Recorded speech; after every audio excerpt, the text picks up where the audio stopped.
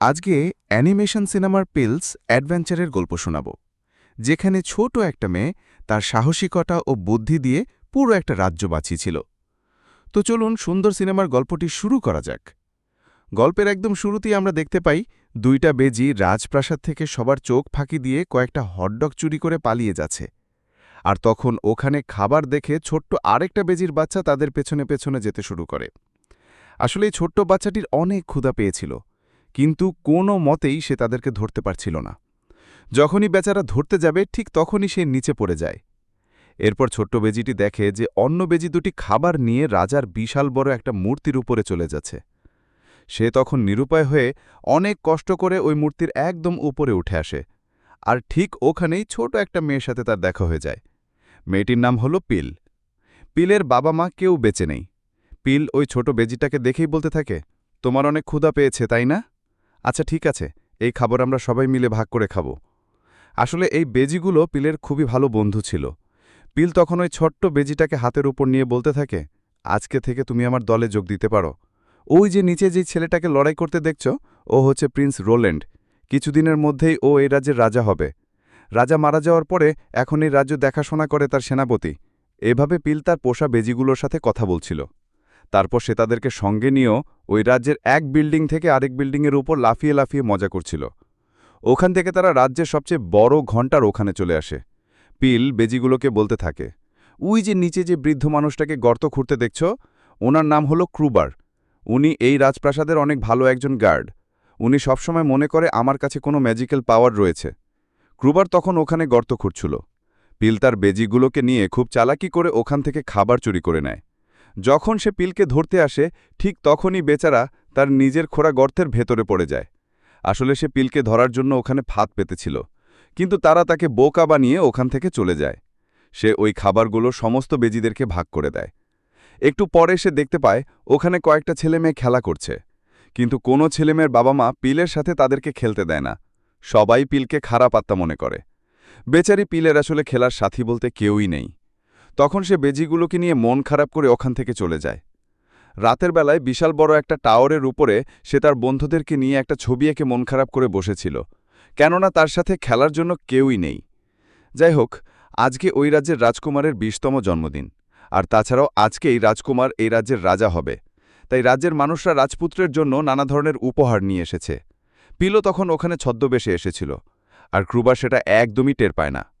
যাই হোক, পুরো রাজ্য জুড়ে অনেকটা খুশির ধুম পড়ে গেছে। আর ওখানে ম্যাজিক দেখানোর জন্য ছোট একটা ছেলে এসেছে। তার বস তাকে কিভাবে মানুষকে মজা দিতে হবে এসব কিছু শিখাচ্ছিল। আর পিল লুকিয়ে লুকিয়ে তাদের এসব কথা শুনে মুচকি মুচকি হাসছিল। একটু পরেই ওই ছেলেটি এসে পিলের সাথে কথা বলে। তাদের দুজনের মধ্যে ভালো একটু বন্ধুত্বপূর্ণ সম্পর্ক গড়ে ওঠে। কিন্তু একটু পরেই পিলের সেই বেজিগুলো ক্রুবারের হাতে প্রায় ধরা পড়েই যাচ্ছিল। পিল তখন তাদেরকে নিয়ে ওখান থেকে পালাতে থাকে। মুহূর্তের মধ্যেই রাজ্যের সৈন্যরা তাকে ধরার জন্যে উঠে পড়ে লাগে। কিন্তু পিল খুব চালাকির সাথে সবার চোখ ফাঁকি দিয়ে ওখান থেকে রাজ্যের টেরেসের উপর চলে আসে। তখন সে ওখানে জাদু মন্ত্র করার অনেক ধরনের জিনিসপত্র দেখতে পায়। কিন্তু কিছুক্ষণ পরেই সেনাপতি রাজকুমারকে নিয়ে ওখানে প্রবেশ করে। পিল তখন তার বেজিগুলোকে নিয়ে লুকিয়ে পড়ে, কিন্তু তার একটা বেজি সেনাপতির পোষা কুকুরটার কাছ থেকে একটা হটডগ চুরি করে নিয়ে আসে। যাই হোক, সেনাপতি রাজকুমারকে একটা ওষুধ দিয়ে বলে, যদি তুমি রাজা হতে চাও তাহলে অবশ্যই তোমাকে এই ওষুধটা খেতে হবে। রাজকুমার তখন তার কথমতো ওই ওষুধটা খেয়ে নেয়। সেনাপতি তখন রাজকুমারকে বলতে থাকে, গডমাদার নামক একজন ডাইনি তোমার বাবাকে জাদু করে মেরে ফেলেছিল। আমরা তাকে রাজ্য থেকে তাড়িয়ে দিয়েছি। এর কিছুক্ষণের মধ্যেই রাজকুমার ওই ওষুধ খেয়ে অর্ধেক মুরগি এবং বাকি অর্ধেক বিড়ালের মতো হয়ে যায়। এটা দেখে পিল তখন চিৎকার করে ওঠে, আর সেনাপতি তখন তাকে ধরার জন্য উঠে পড়ে লাগে।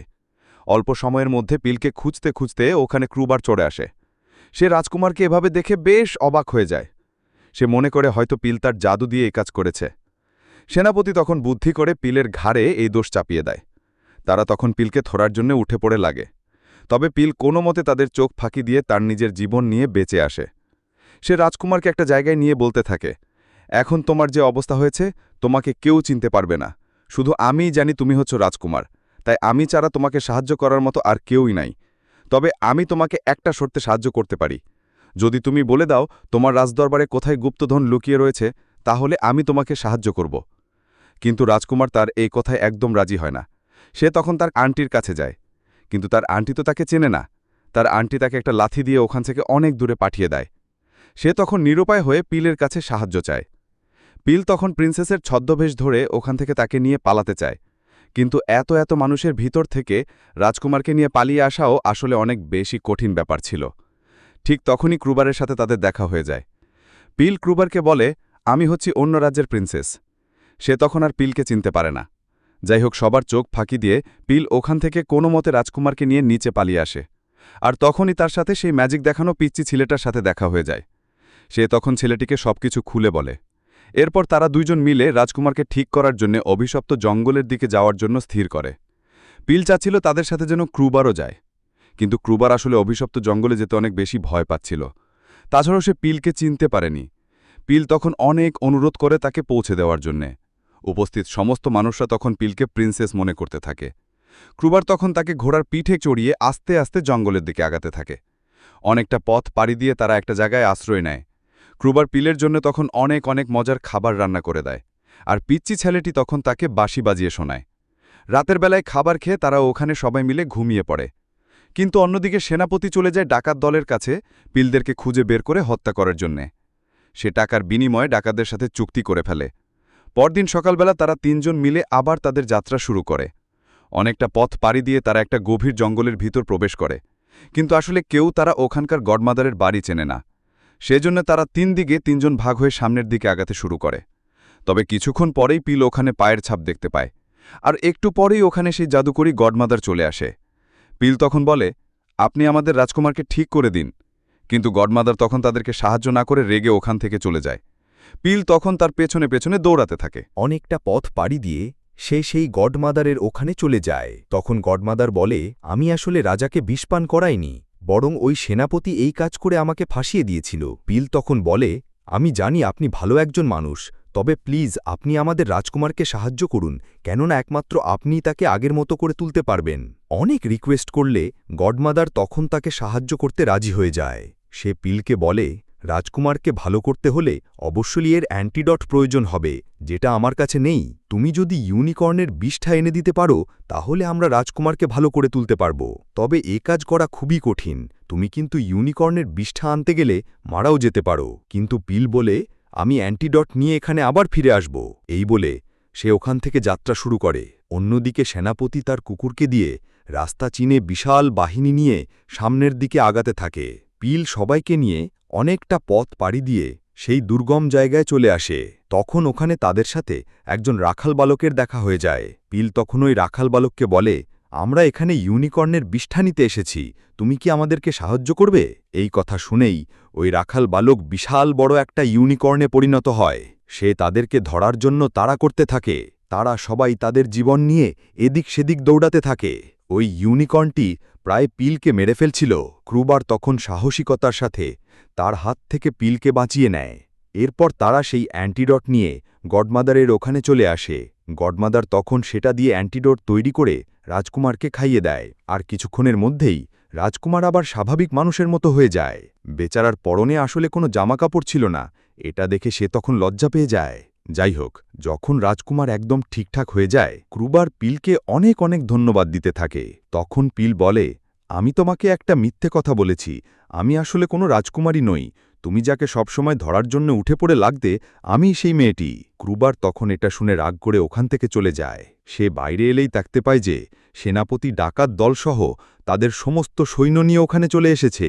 চারদিক থেকে তাদেরকে ঘিরে ফেলে তাদের উপর আক্রমণ করতে শুরু করে দেয়। সেনাপতি তখন ক্রুবারের উপর তীর দিয়ে আক্রমণ করে, কিন্তু পিল নিজের জীবন বাজি রেখে সেই তীরটা নিজের গায়ে নিয়ে নেয়। সেনাপতি তাদের সবাইকে ওখান থেকে রাজ্যে ধরে নিয়ে আসে। সবাই মনে করে হয়তো পিল মারা গেছে, কিন্তু কিছুক্ষণ পরে দেখা যায় যে ওই তীরটি আসলে ক্রুবারের দেওয়া সেই কাঠের পুতুলের উপর গিয়ে লেগেছে। সেই জন্যে পিল এ যাত্রায় বেঁচে যায়। কিছুক্ষণ পরে সে নিচে তাকিয়ে দেখে রাজকুমার পাথরের একটা টুকরো ধরে ঝুলে রয়েছে। পিল তখন এদিক সেদিক খোঁজাখুঁজি করে সেই গডমাদারের জাদুকরি ঝাড়ুটা দিয়ে রাজকুমারকে ওখান থেকে বাঁচিয়ে নেয়। এরপর তারা সবাইকে বাঁচানোর জন্য রাজপ্রাসাদের উদ্দেশ্যে রওনা হয়। তখন রাজকুমার পিলকে বলতে থাকে, আসলে আমি জানি না কোথায় আমাদের ধন সম্পদ লুকিয়ে রয়েছে, আমি সেদিন তোমাকে মিথ্যে বলেছিলাম। পিল তখন বলে, ওগুলো পরে খোঁজা যাবে। এখন আমাদেরকে অবশ্যই গডমাদার এবং ক্রুবারকে বাঁচিয়ে নিতে হবে। সেনাপতি ক্রুবারকে আসলে মেরে ফেলতে যাচ্ছিল, আর ঠিক তখনই পিল এসে ওখান থেকে তাকে বাঁচিয়ে নেয়। সেনাপতি তখন দৌড়ে চলে যায় রাজপ্রাসাদের ট্যারেটের উপরে। সে ওখানে গিয়ে জাদুমন্ত্র দিয়ে একটা ওষুধ তৈরি করে। এরপর সেই ওষুধ সে তার পোষা কুকুরকে খাইয়ে দেয়, আর কুকুরটা কিছুক্ষণের মধ্যেই বিশাল বড় একটা দানবে পরিণত হয়। কুকুরটা তখন ড্রাগনের মতো মুখ দিয়ে আগুন ছেড়ে পিলকে ধরার জন্য ধাওয়া করতে থাকে। অন্যদিকে রাজকুমার সাধারণ মানুষজনকে সবকিছু বুঝিয়ে সেনাপতির বিরুদ্ধে যুদ্ধ করতে শুরু করে দেয়। গডমাদার সেনাপতির ওই কুকুরকে ঠিক করার জন্য একটা ওষুধ বানায়। সে যখন ওই ওষুধ পিলকে দিতে যাবে, ঠিক তখনই কুকুরটা তাকে আক্রমণ করে নিচে ফেলে দেয়, আর পিলকে মুখে নিয়ে অনেক উঁচুতে উড়ে চলে যায়। কিন্তু কিছুক্ষণের মধ্যেই পিলের সেই বেজিগুলো জাদুকরি ঝাড়ু দিয়ে সেনাপতির ওপর আক্রমণ করতে থাকে।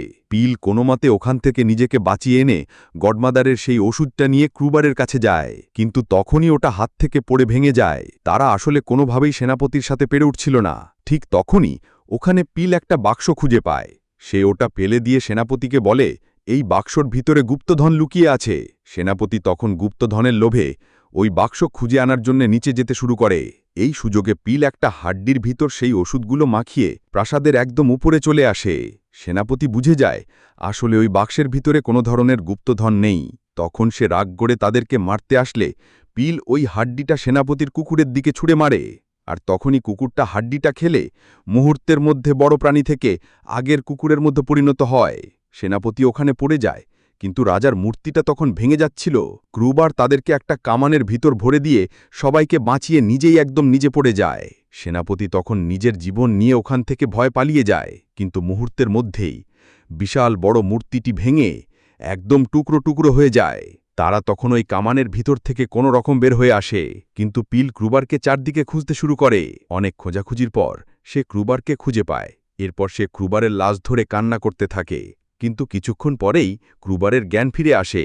এখন পিল এই রাজ্যের সবার সাথে সুখে শান্তিতে বাস করতে থাকে, আর গডমাদার ওখানকার ছোট ছোট বাচ্চাদেরকে স্কুলে জাদু শেখায়। এভাবে একটা সাধারণ মেয়ে একটা রাজ্য এবং রাজকুমারকে বাঁচিয়ে নেয়। এখানেই এই সুন্দর অ্যানিমেশন সিনেমার গল্পটি শেষ হয়ে যায়। তো বন্ধুরা, আজকের সিনেমার এক্সপ্লেনেশন কেমন লাগলো অবশ্যই কমেন্টে জানিয়ে দেবেন, আর একটা লাইক করতে কিন্তু ভুলবেন না। আর যদি আমার এক্সপ্লেনেশন এবং এই মুভি ভালো লেগে থাকে তাহলে অবশ্যই আমার চ্যানেলটিকে সাবস্ক্রাইব করে পরবর্তী ভিডিওর জন্য অপেক্ষা করুন।